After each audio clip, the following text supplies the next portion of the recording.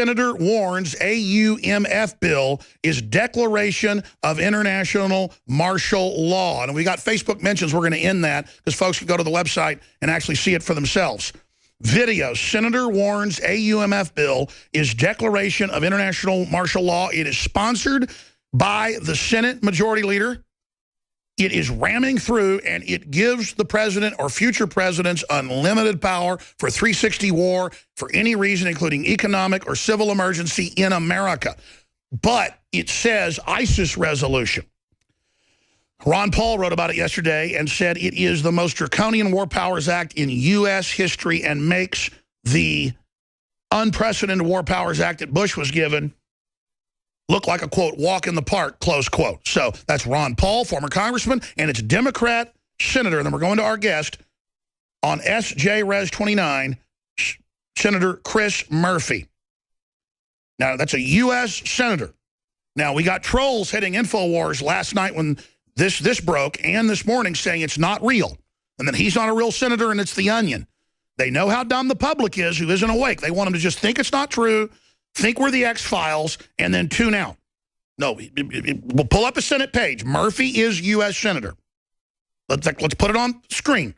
And they're also saying that the legislation doesn't say that. Yes, it does. We have a link to it at thomas.loc.gov in these articles. Now, remember, you're awake. You're not being targeted so much in the PSYOP. There it is, Chris Murphy, United States Senator for Connecticut. Okay? They're targeting the 60% that aren't really brain damaged. They're just only experts on football, acting cool, wearing sports jerseys, watching porn. They're afraid that those groups will start getting into reality and then learn, oh, my gosh, the senator just said this. They know most college grads can't say who their senator is or senators are, or the three branches of government. 10% of college grads in a big poll last week, scientific, believe that Judge Judy heads up the Supreme Court. So you need to understand, folks, this is how much they hate you and how stupid they think you are. And we're following these IPs and going to do a report on it. They're sock puppets. It's a person at a computer running hundreds of comments at a time and spewing racism, you name it, to make us all fight. They'll have blacks acting like they're racist, whites acting like they're racist. It's not real, folks. It's most of it's sock puppets to then get the racial infighting starting. And when you think about that they legalized the CIA engaged in disinformation last year in the U.S., that's unprecedented, folks, in propaganda. And it's already been going on with 16 agencies, but now the gloves are off. It's had the blowback, though, with people in government are freaking out over it. So let's go ahead and play this clip and then go to our guest, Mr. Steele, former CIA ground commander and actual operations. You know, that's the thing. There's tons of CIA and other agencies that are paper pushers and make contract money and do analysis. And then there's a very small group that's actually on the ground. You know, back in his day, it was a lot more because there wasn't all the electronic surveillance. But, the more James Bondy type, that's Mr. Steele that everybody glorifies and, talks about, where you could actually get your head blown off. I had family that was actually in intelligence on the ground as well. That's why growing up, I was told the government brings in the drugs, the government stages terror attacks, the government's evil, don't ever join the government. I just grew up hearing that from uncles and great uncles and cousins and people. And they're like, we can't even get out of this. So the problem the system has is there are patriots in the government, and they grow up and learn about this and then try to stop it. But they're now recruiting a bunch of yuppies and trendies in who actually think tyranny is cool. But it's weird. They're like analysts and people and wannabe spies that have never killed anybody, never stomped anybody's head in, never poisoned anybody, never been tortured, never. And so it's like a wimp brigade of these new agents coming at us, and they're just trash, folks. And if a civil war starts, they're going to get their ass handed to them. It doesn't matter how many Tinker toys they've got, but I'm going to stop ranting. Let's go to this clip of the U.S. Senator, because this is such a big deal. Here it is. Madam President, today I wanted to come down to the floor to speak very briefly about a resolution that the Majority Leader introduced, I believe, earlier today. This is an authorization for military force resolution that apparently purports to give the president legal authority to conduct military operations against ISIS. Before we break for the weekend, Madam President, I thought it was important to come to the floor to explain why, very briefly, to my colleagues, to explain what this resolution really is. This resolution is a total rewrite of the War Powers Clause of the United States Constitution. Let's be clear about that. It is essentially a declaration of international martial law, a sweeping transfer of military power to the president that will allow him or her to send U.S. troops almost anywhere in the world for almost any reason with absolutely no limitations. That's the senator, the real senator. You can read it for yourself. I'm going to skip this network break to give him more time. I want to get him more and more often than just every 6 months. That's why he's back this week to just give us his view on military developments, operations that are happening because of how much experience. RobertDavidSteele.com. You can go to his other news sites by going there. Robert David Steele is a former Marine, CIA case officer, U.S. spy, hacker, CEO of Open Source Solutions Network, and a 2012 candidate for Reform Party presidential nomination. Currently CEO of the Earth Intelligence Network, an accredited educational nonprofit, and he's the guy that coined open source intelligent teaching. Mid-career officials from across 66 governments, and is today the foremost proponent of applied collective intelligence, which integrates holistic analytics, true cost economics, and open source everything. The latter, an engineering and information management approach that is affordable, and then he goes through and scalable. He's contributing author of Another French False Flag, Bloody Tracks from Paris to San Bernardino, and we've just had another of these shooting hysterias that turns out to be just that, another drill that they're fear-mongering. Mr. Steele, I just have been ranting here. Obviously, you probably want to respond to this authorization for military force first, and then I'll give you the floor till the 30 break to cover other breaking info, and then I've got my questions after the break.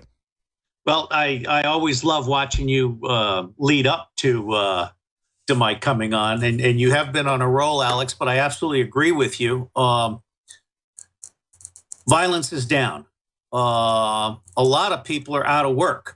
Unemployment in the United States is at least 23% across the board, and it's more like 40% among the young people of color, single moms with kids, and older people. I'm very proud of America. I think we've controlled ourselves very well, and all of this scaremongering about guns is an ideological crusade that is not rooted in fact. You're absolutely right. Now, let's go to this war powers provision. One of the problems that we have is that Congress has been bought and paid for.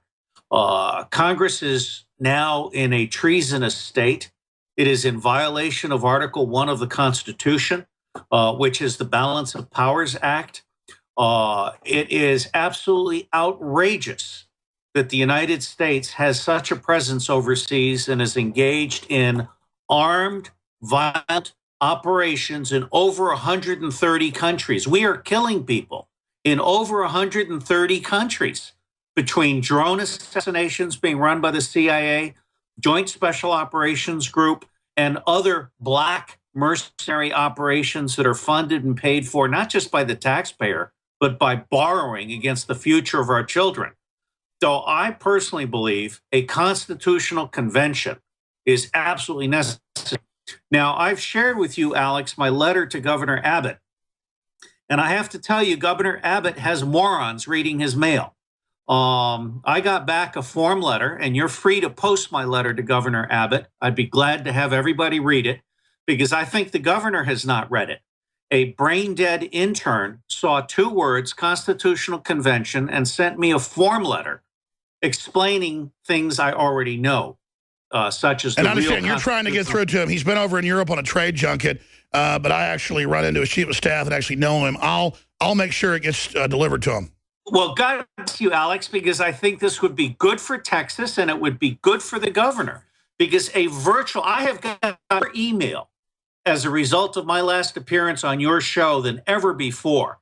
Everybody loves the idea of a virtual constitutional convention, one in which Governor Abbott hosts a constitutional convention and invites your counterpart on radio, Mark Levin, a great American who's written the book on the Constitutional Convention, and let's have it out. Look, your plan is that the way to get it launched is to have the mock one, bring in a bunch of people, war game it, have C-SPAN cover it. It'll make the governor a huge star. He needs the support. They're attacking him. It'll be a bully pulpit, and then that can help organize and make sure the con we have is constitutional and patriot. Man, absolutely right, Alex. And perhaps even more to the point, it will demonstrate how shallow and ignorant all of the presidential candidates, with the exception of John Kasich and maybe Ted Cruz, are. You're saying we take over the narrative and actually inject reality. Yes. It's time the American public took back its government. And a virtual con is how we do that. And Governor Abbott, if he can get past his idiot staff, is the man who can do it. Well, in fairness, he's very popular. I know he gets over 1,000 letters a week, but we'll try to get it through to him. It's just that...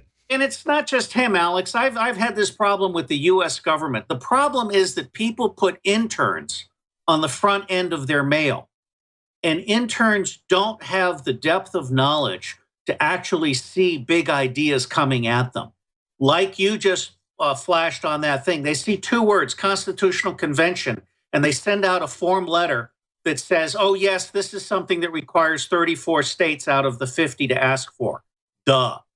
Okay? So I would be really thrilled if you got the chief of staff to the governor to actually read this letter, because I also believe that the University of Texas, Admiral McRaven, one of our great American heroes, the University of Texas has a role to play. It can run an electoral reform summit.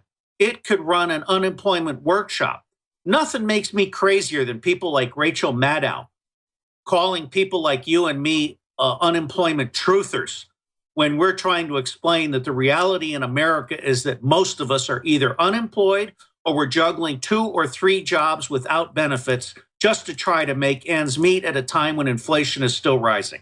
Absolutely. I know so many people with 2, 3, 4 degrees that are hardworking, that are bagging groceries and then running some other little small business on the side, and then literally, you know, going and running catering businesses and stuff to try to pay all the bills. I mean, I know people that are smarter than I am. I was talking about a real person there that you know, actually is a manager at a grocery store, runs a catering company, and has a little internet business. And you know, that's to try to live a middle-class life. Yes. Well, we've killed ourselves. And one of the things I do not like about Donald Trump is that he's basically lying to the public.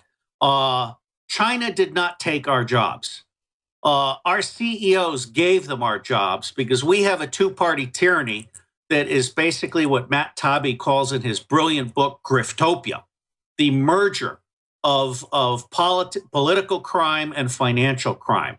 I believe that it's time now for someone like Governor Kasich and Governor Abbott and maybe even Governor O'Malley to come out and point out to America that 60% of the electoral public has been disenfranchised by the two-party tyranny.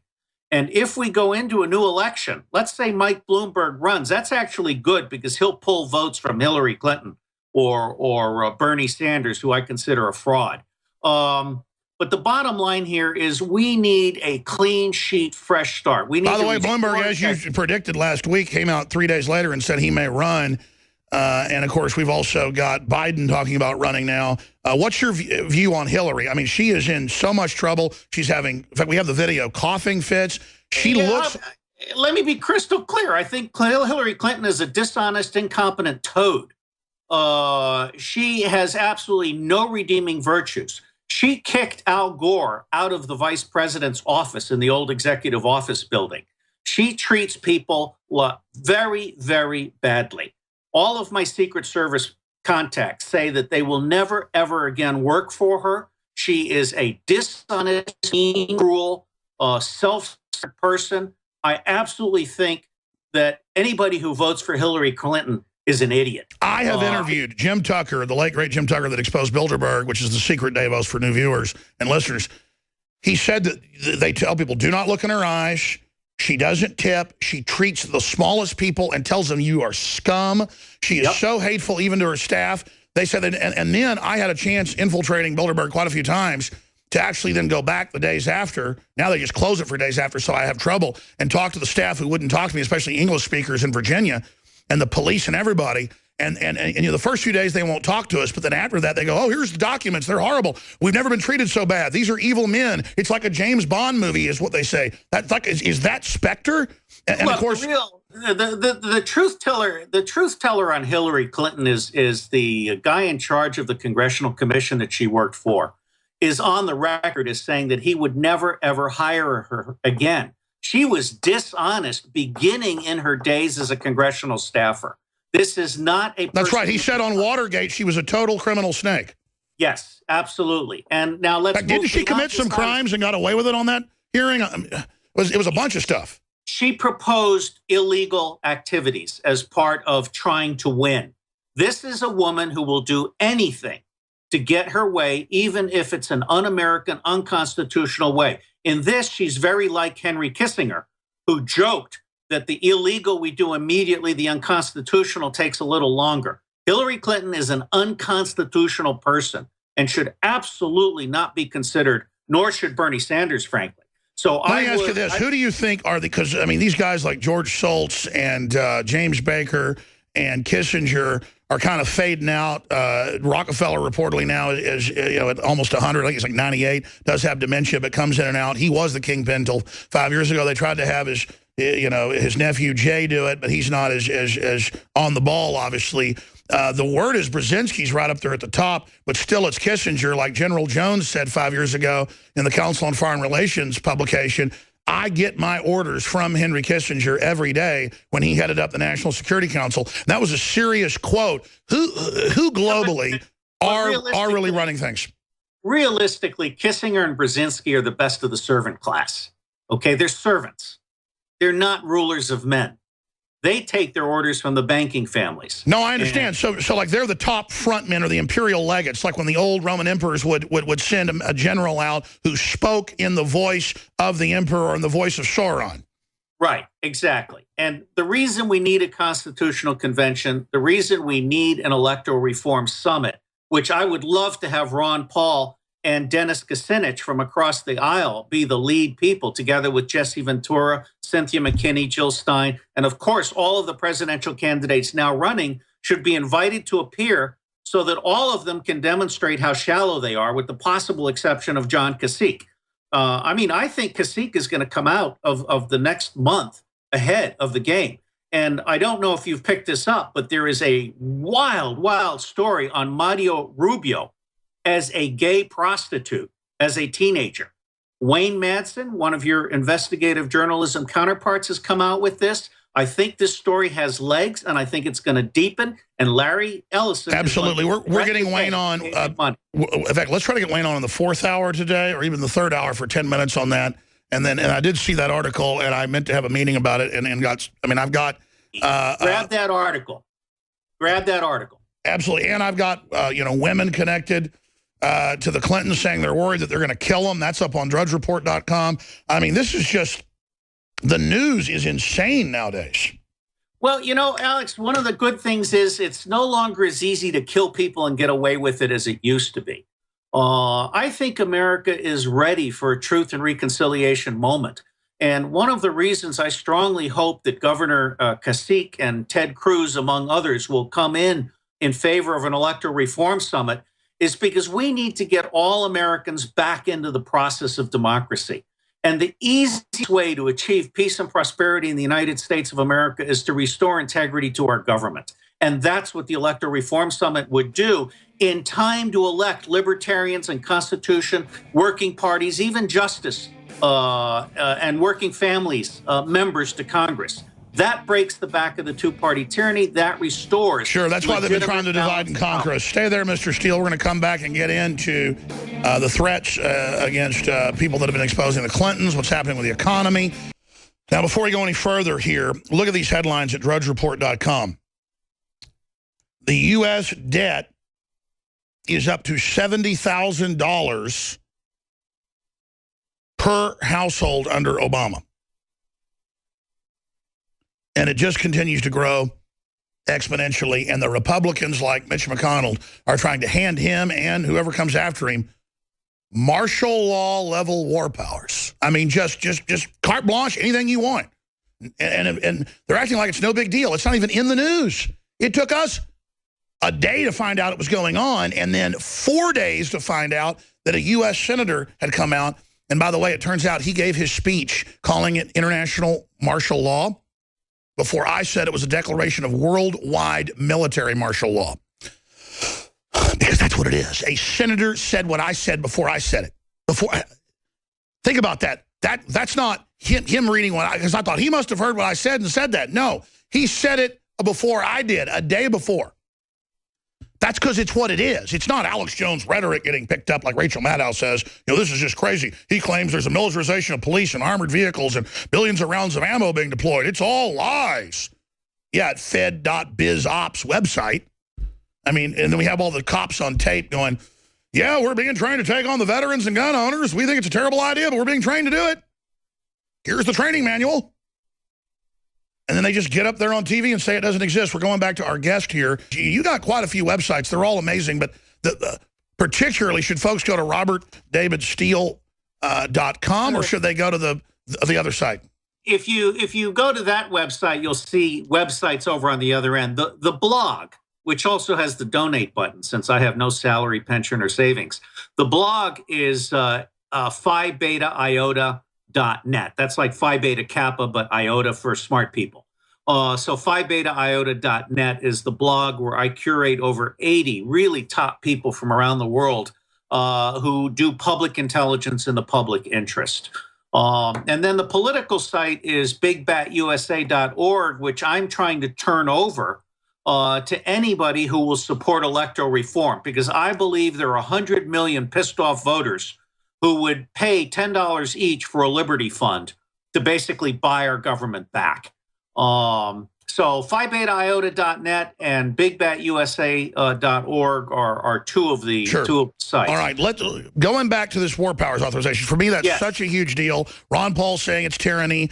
Democrat senators saying it's worldwide martial law, or his exact quote, Declaration of International Martial Law. It's not martial law itself, but it's the authorization of it. I mean, this is unprecedented. And this is the Republicans trying to do this, I guess, because they want the power when Obama leaves. What a sick group the Republican leadership is.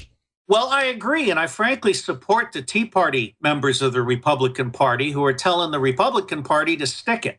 Newt Gingrich did a lot of damage to the Republican Party. He turned members into foot soldiers who were required to vote the party line regardless of what their constituents wanted. That's something we need to turn back. We need to get every member of Congress to sign an oath that they will poll their constituents and represent their constituents. That's not happening today. And if Governor Abbott were to have a virtual con, one of the issues we should be discussing is the elimination of executive orders, which are unconstitutional.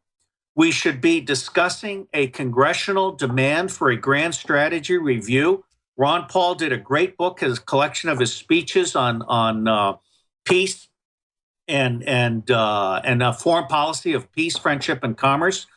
You know, I'm a former Marine, as you know, and I created the Marine Corps Intelligence Center.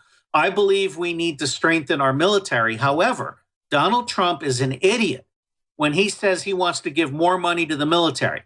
Right now, the military is taking up 60% of our discretionary budget, 16% of the total budget, and it's documented at 50% waste. We have a hollow military. We need a 450-ship Navy. Right now, we have more admirals than we have ships. We need a long-haul Air Force. We need an air mobile. So what you're saying, the problem isn't money. It's that there's a bunch of special interests robbing everything with the new Joint Strike Fighter that cost over $1 billion a piece and isn't even as good as an F-15, they admit. I mean, isn't that sedition and treason and sabotage to build? Guantanamo should be reserved for Lockheed Martin executives. The reality here, General Robert Scales did a wonderful study. The infantry is 4% of the force and takes 80% of the casualties. The infantry in the Pentagon gets 1% of the budget. 1%. The boots on the ground are the total muscle, the assassins, the killers, the HUMAT, they do it all. And then we have all this big fancy junk that basically does nothing. 99% of the Pentagon budget is fraud, waste, and abuse. And nobody, Robert Gates, this is the first thing Robert Gates has said recently that I've agreed with, on Charlie Rose. He said nobody in Washington gets fired for being incompetent. They get fired for having sexual activities outside of marriage, which the Clintons and others have had a lot of. But they don't get fired for being incompetent. The fact is that 45% of our weapons acquisitions programs are fraud, waste, and abuse. That's documented. 75% of our expenditures in Afghanistan are fraud, waste, and abuse. That's documented. Now, let's conversely look at the Russians. From your analysis of what they're doing, it looks like they're really trying to stand up some really serious weapon systems that challenge U.S. superiority. Well, yes and no, Alex. I mean, one of the problems that people don't realize is that all militaries have the same problem we do. I remember when the Cold War ended and some of our generals flew into Russia to what they thought were really advanced air bases with the most modern missiles possible. Their pilot was actually concerned because there were potholes on the runways. Yes. All right. I will tell you right now, I have a briefing that's coming out on the 28th that says very clearly that Saudi Arabia, which has spent $100 billion on state-sponsored terrorism, is the #1 enemy of the United States, not the Russians. And you've been in the Middle East in many operations. What is the real Saudi plan? I mean, they play at every level. They fund all the major Wahhabist terror groups. Unfortunately, there's a Saudi and an Israeli plan. But let's just focus on the Saudi plan. The Saudi plan is to basically recreate the caliphate and go all the way to Indonesia. And the Saudis are delusional if they think they can achieve this because they're doing it on the backs of everybody else. We have ignored Saudi state-sponsored terrorism since 1988. It's time that stopped. Well, they're now trying to manipulate U.S. television, U.S. media. They've even jacked with us. They've jacked with other major authors I know. I'm not going to get into the inside baseball because I've been asked not to talk about it, but they are actively involved in the United States with intelligence operatives and people, and they really are getting too big for the britches, in my view. Well, I agree, Alex. And one of the problems that I have here is that the United States government is not making evidence-based decisions. Ambassador Mark Palmer wrote an excellent book on breaking the real axis of evil, in which he pointed out that the U.S. government is best pals with 42 of the 44 dictators on the planet. The only two that we don't like are in North Korea and Cuba. The United States government is misrepresenting the U.S. public. It is essentially a form of fascist or corporate-owned government, and it is in the business of arms sales and looting other countries. And now no one can deny that, and now they want to loot America even more and bring in a cashless society and shut down the family farms with their Rural Affairs Commission run by the Pentagon, and we got U.S. senators admitting we're going under martial law legislation. I mean, it's just sensational, but it's all happening. Yeah, well, you know, Mark Tabi, in his book, Griftopia, which I recommend, or any book I mention, you can read my summary of the book at Amazon. Mark Tabi says that the elites have decided that we are expendable. They're basically planning to hollow out America and leave us all for dead meat and move to Switzerland. That's what Brzezinski said. He said it's cheaper to kill 1 million people now than to propagandize them. Well, actually, yes, it is. But what's interesting, and the reason that I'm the pioneer for the open source everything movement, open source everything engineering, is because I can move 1 million people to a northeastern part of Somalia that has dirt, sunlight, and seawater. And for $500 per person, I can create a thriving metropolis. $500 per person if you use open source everything engineering. All right, so that's not only open source technology, open source software. But they're blocking what you're doing, calling it, conflicting or disruptive technology to freeze us in a Stone Age level while they consolidate the wealth of power in tax-exempt, above the law, diplomatically immune, globalist reservations, even artificial islands. They are building a breakaway civilization. Yes, they are, but I don't think it will succeed. As the wealthy in New York found out in 1920, infectious disease does not spare popes, presidents, and billionaires. We're all in this together. This is one massive spaceship Earth. And the good news is... what are these crazy people thinking? They've built a time bomb allowing the population to explode, claiming it's overpopulated in their Royal Commission in 49, but deciding to overpopulate, in their view, not allow development, to create a giant slave squalor, to then leverage production under globalism in the name of building up the third world, to actually betray and deindustrialize the West and impoverish it, to knock out a middle-class competitor class and bring in worldwide squalor as a political tool. And now all they've done is created a giant time bomb that could blow the whole spaceship up. These people are psychopaths. Well, no, Alex, they're good people trapped in an ivory tower. One of the problems with the really rich people as well as high-level political people is they're surrounded by ass kissers. Yes. They're surrounded by people who want to protect their jobs at all costs. And these people are out of touch with reality. I am a top intelligence analyst. I do holistic analytics, true cost economics, and open source everything engineering. And right now, nobody wants to buy that. Even Denver and India that are doing some really great smart cities initiatives, they're wrong. They think a smart city is about digital connectivity. It's not.